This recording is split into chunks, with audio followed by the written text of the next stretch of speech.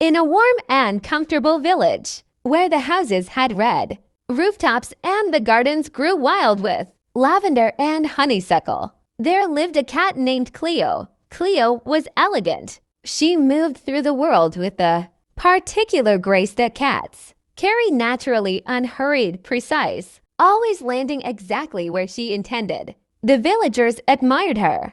She was beautiful and clever, and she knew it. And because she knew it, she had come to believe, quietly and without examining the belief too closely, that the good things in her life were simply things she deserved. The old baker left warm bread on his windowsill every morning. Cleo ate from it without thinking about it much. The young girl in the blue house always put out a small bowl of fresh milk at dusk. Cleo drank it and walked away. The gardener at the end of the lane kept a warm patch of sunlit stone in the corner of his garden, clear of weeds and tools, Cleo's sleeping spot. Though she had never thought of it as a gift, she thought of it as simply hers. She never said thank you, not because she was cruel, not because she did not notice the kindnesses, but because somewhere along the way, she had stopped seeing them as kindnesses at all. They were just the way things were. The bread was there. The milk was there. The warm stone was there. She was there. That was enough. The animals of the village watched this with quiet eyes. A small sparrow who lived in the baker's eaves had watched Cleo eat from the windowsill every morning for 2 years without a single nod of acknowledgment. An old dog who slept near the garden gate had watched the gardener clear the stone patch with care every week while Cleo slept on it without ever opening one eye in his direction. "She does not even see us," the sparrow said to the dog one evening. The old dog was quiet for a moment. "She sees," he said slowly. "She just does not think it matters." One morning the bread was not on the windowsill. Cleo walked past and stopped. She looked at the empty sill. She waited. Nothing appeared. She walked around the building and looked at the back window, empty. She walked away with the particular dignified expression of someone pretending they had not expected anything. But she was hungry in a way she had not been in a long time. The next morning the sill was empty again. And the morning after. On the fourth morning, Cleo sat directly beneath the window and waited for a long while. The baker came to the window, saw her, and looked at her for a moment with kind but tired eyes. Then he closed the window gently and went back inside. Cleo sat on the street and felt something she could not immediately name. It was not exactly hunger. It was something older and colder than hunger. That same week, the small bowl of milk stopped appearing outside the blue house. Cleo waited 3 evenings in a row. On the 4th evening, the young girl came to the door, looked at Cleo standing in the path, smiled a small sad smile, and went back inside without putting anything out. Cleo stood in the path for a long time after the door closed, and then the gardener stopped clearing the stone. Cleo arrived one morning to find the warm patch covered in leaves and a garden tool resting exactly where she always slept. She moved the leaves with one careful paw. They were just leaves. She looked at the space. It was just a stone. She had never noticed the care that had made it more than that. In 1 week the bread was gone, the milk was gone, and the warm stone was gone. And with them went something else Cleo could not quite identify. A warmth she had not noticed. While it was there, that was now completely impossible to miss. She sat at the end of the lane in the late afternoon and watched the village going about its life. The baker laughing with a customer through the open door. The young girl chasing a butterfly through the garden. The gardener whistling while he worked. All of them fine. All of them whole. None of them missing her at all. She was the one who was missing something. That night Cleo did not sleep well. She lay on the cold stone, the uncared-for cold stone, and looked at the stars and thought about the week that had just passed. She thought about the baker. She had eaten his bread every single morning for 2 years. She had never once looked at him. She thought about the young girl who had walked all the way down the path every single evening, just to leave something out for her. She had never stayed long enough to watch her do it. She thought about the gardener clearing away the weeds and the tools and the leaves every single week so that she would have somewhere warm and clean to rest. 2 years, every week, never once acknowledged. She thought about the sparrow's words. She had overheard them one evening and told herself they did not matter.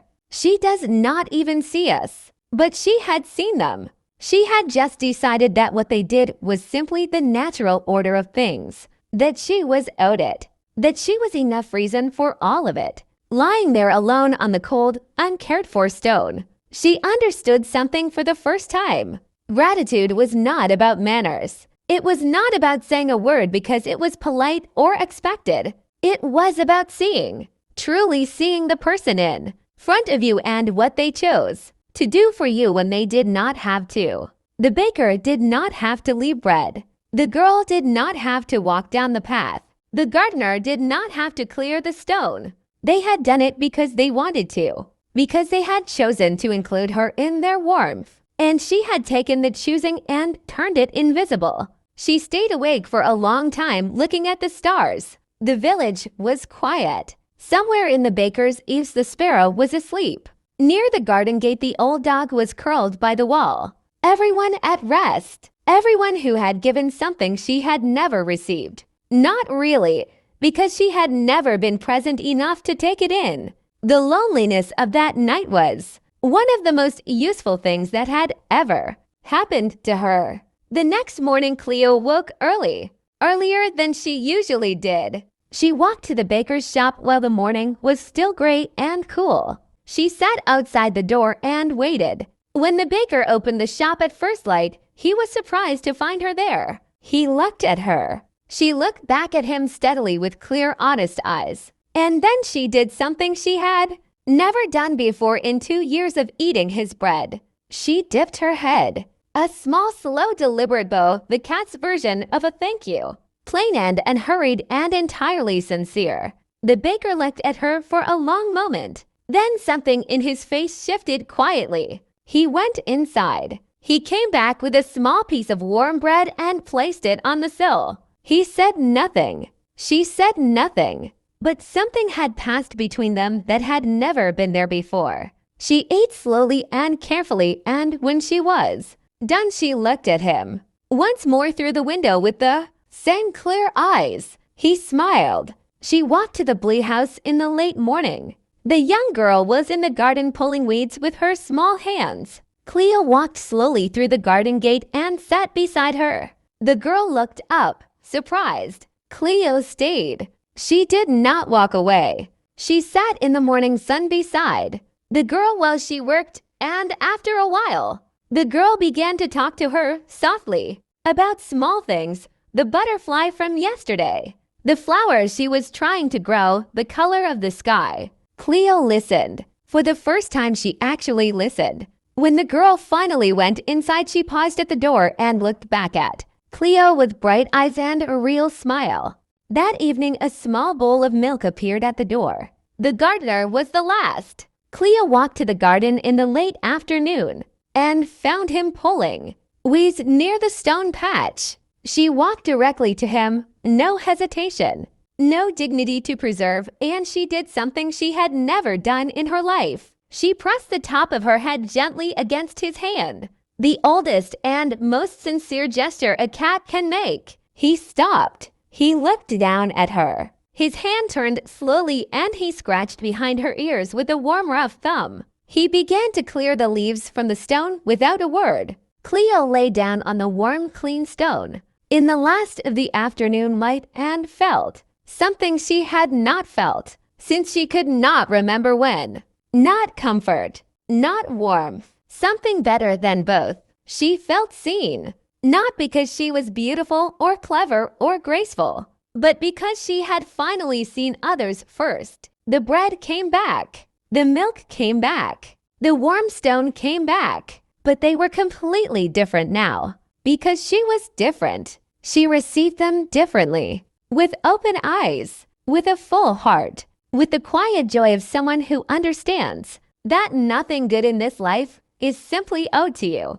Every kind thing is a choice someone made, and the least and the most you can do is see them making it. That is what gratitude really is. Not a word, not a habit, not a social grace. It is attention.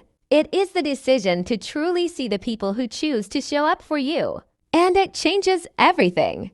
Not because the world gets better, but because you finally stop walking through it with your eyes closed.